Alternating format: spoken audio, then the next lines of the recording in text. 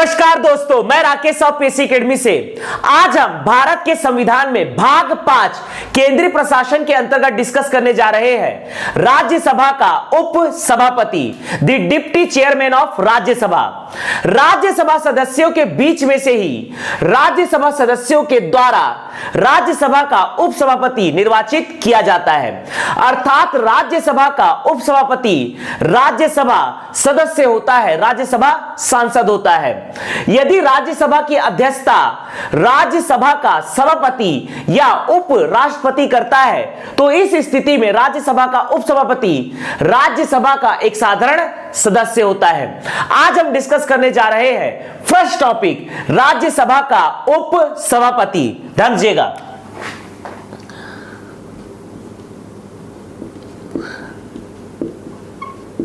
राज्यसभा का उप सभापति, द डिप्टी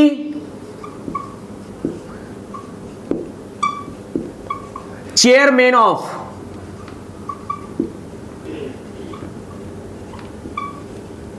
राज्यसभा।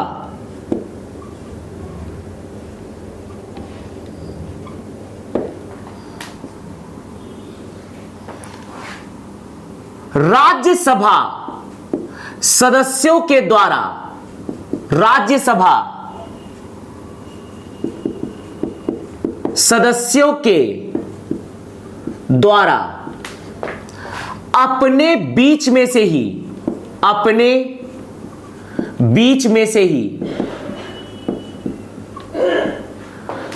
राज्यसभा उप सभापति का, राज्यसभा उप सभापति को निर्वाचित किया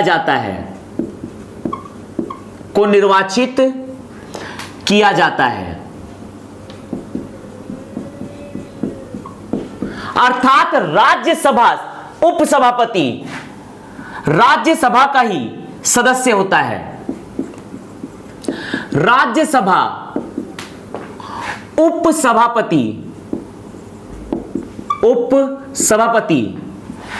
राज्यसभा सदस्य या सांसद होता है, राज्यसभा सदस्य ही होता है। यदि राज्यसभा की अध्यक्षता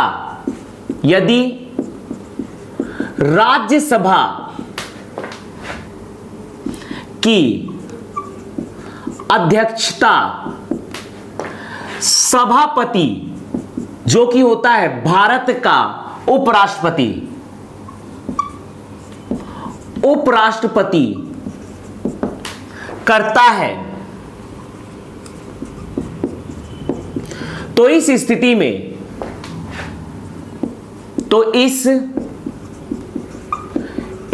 में राज्यसभा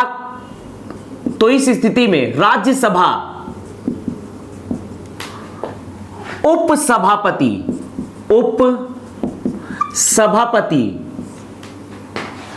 राज्यसभा का एक साधारण सदस्य होता है, राज्यसभा का एक साधारण सदस्य होता है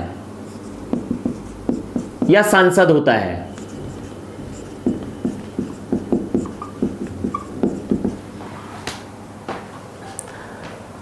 राज्यसभा उप सभापति का कार्यवाहक सभापति के रूप में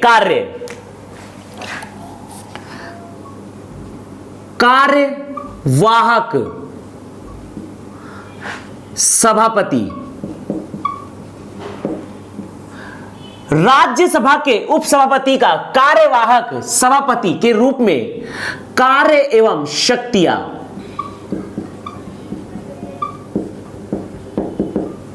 ढक दीजिएगा। यदि राज्यसभा का सभापति अनुपस्थित हो या उसका पद रिक्त हो तो उस स्थिति में राज्यसभा का उपसभापति राज्यसभा की अध्यक्षता करता है, तब वह कहलाता है कार्यवाहक सभापति। यदि राज्यसभा की अध्यक्षता सभापति करता है तो उस स्थिति में राज्यसभा का उपसभापति एक साधारण राज्यसभा का सदस्य होता है। यदि राज्यसभा में किसी बिल या विधेयक को लाया जाता है और राज्यसभा की अध्यक्षता सभापति ही करता है तो उस स्थिति में उपसभापति एक साधारण सदस्य है। तो इस स्थिति में उपसभापति चूंकि राज्यसभा का एक साधारण सदस्य है, अर्थात वह बिल या विधेयक पर एक साधारण सदस्य के रूप में मतदान देगा।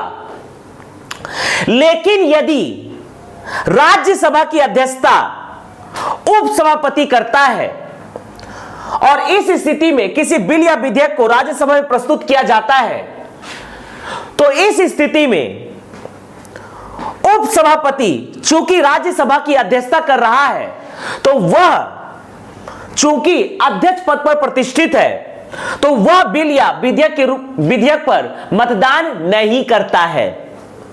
लेकिन यदि मत बराबर हो जाए तो इस स्थिति में निर्णायक मत दे सकता है। तो अगला हम डिस्कस कर रहे हैं कार्यवाहक सभापति के रूप में उपसभापति की कार्य एवं शक्तियां। उपसभापति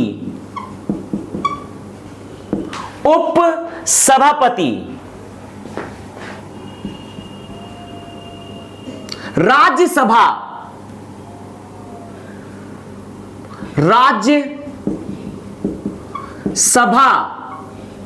की अध्यक्षता तभी करता है जब सभापति अनुपस्थित हो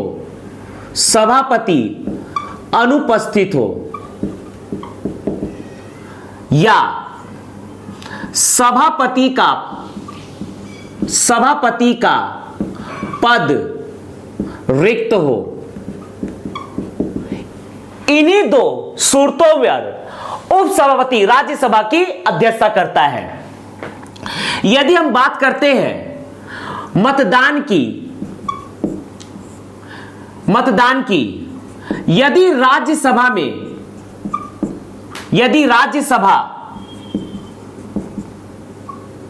की अध्यक्षता सभापति करता है तो इस स्थिति में उपसभापति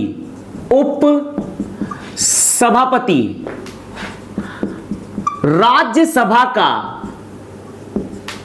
एक साधारण सदस्य होता है। एक साधारण सदस्य होता है।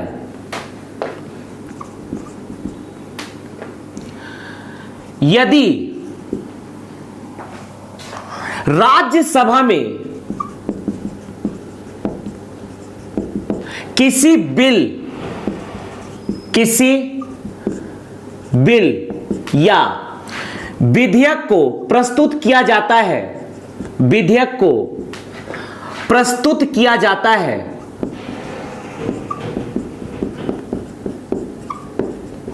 तो उपसभापति एक साधारण राज्यसभा सदस्य के रूप में मतदान देता है। केस नंबर 2, यदि राज्यसभा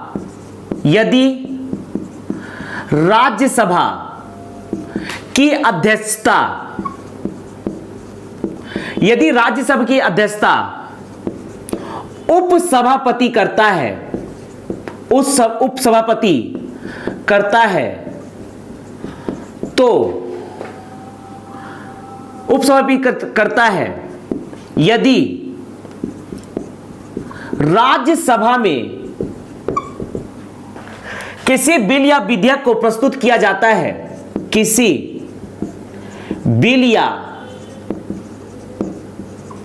विधेयक को प्रस्तुत किया जाता है,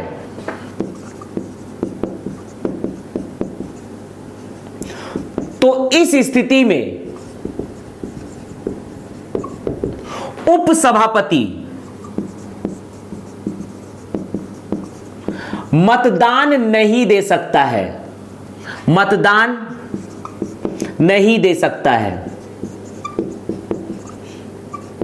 अर्थात कोई भी व्यक्ति लोकसभा या राज्यसभा की अध्यक्ष पद पर प्रतिष्ठित होता है, चाहे वह क्यों ना कार्यवाहक अध्यक्ष हो, तो वह किसी विधेयक या बिल पर मतदान नहीं दे सकता है।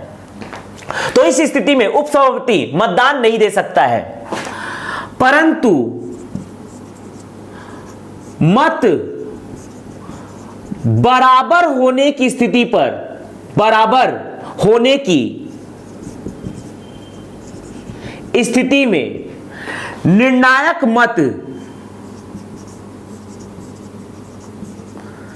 देता है। राज्यसभा सदस्यों के द्वारा अपने बीच में से ही राज्यसभा उपसभापति को निर्वाचित किया जाता है। राज्यसभा उपसभापति राज्यसभा सदस्य ही होता है। यदि राज्यसभा की अध्यक्षता सभापति उपराष्ट्रपति करता है, तो इस स्थिति में राज्यसभा उपसभापति राज्यसभा का एक साधारण सदस्य या सांसद होता है। कार्यवाहक सभापति के रूप में उपसभापति के कार्य एवं शक्तियां। उपसभापति राज्यसभा की अध्यक्षता तभी करता है जब सभापति अनुपस्थित हो, सभापति का पद रिक्त हो। मतदान, किसी बिल या विधेयक पर मतदान।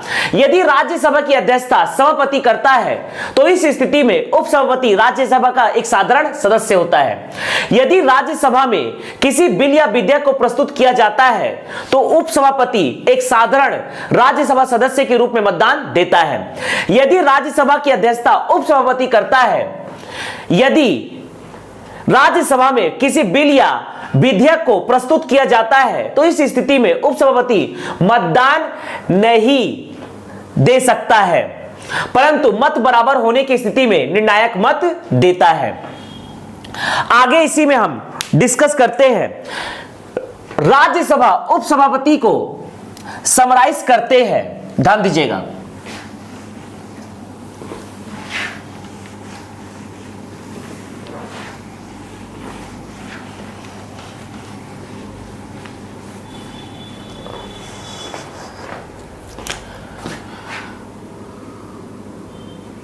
निर्वाचन।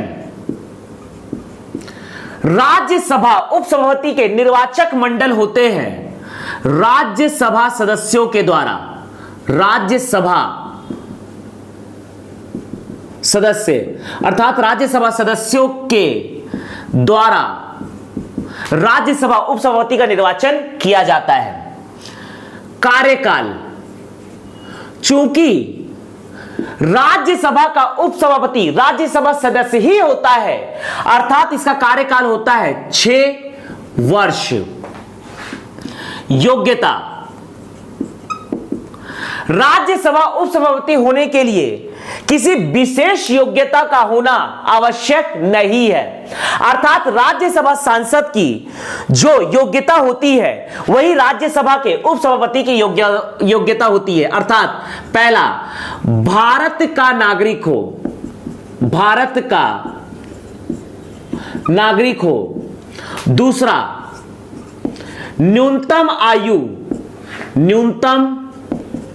आयु 30 वर्ष हो, न्यूनतम आयु 30 वर्ष हो।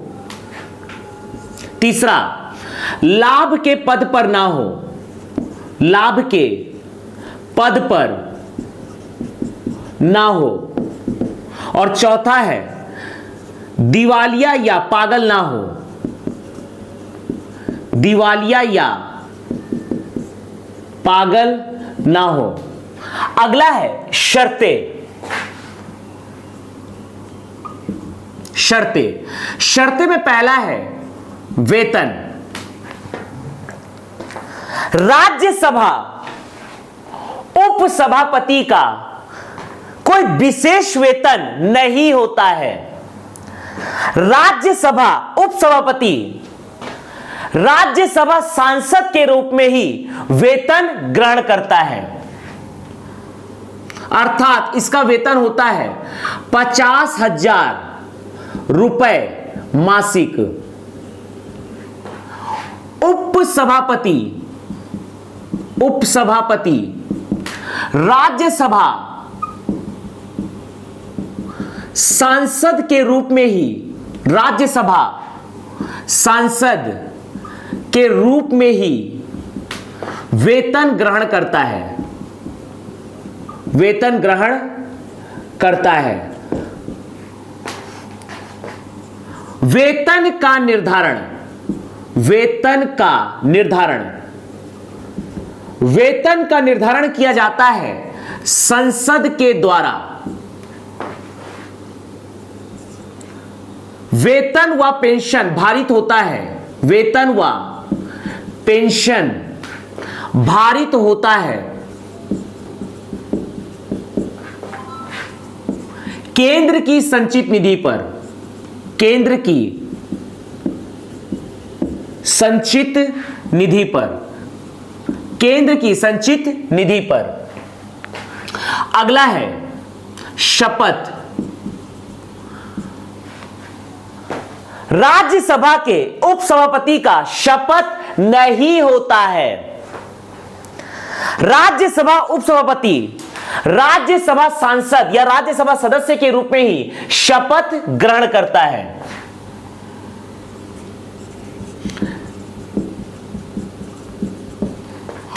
उपसभापति का